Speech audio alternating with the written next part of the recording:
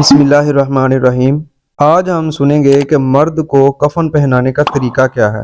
اس میں 8 چیزیں ہیں جو ہم آپ سے ترتیب کے ساتھ بیان کریں گے۔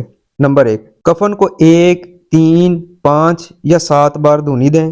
نمبر 2، پھر اس طرح بچھائیں کہ پہلے لفافہ یعنی بڑی چادر، اس پر تہہ بند اور اس کے اوپر کفنی رکھیں۔ نمبر 3، اب میت کو اس پر لٹائیں اور کفنی پہنائیں۔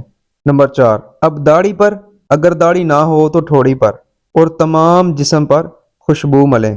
نمبر 5، وہ اعضاء جن پر سجدہ کیا جاتا ہے یعنی پیشانی، ناک، ہاتھوں اور قدموں پر کافور لگائیں۔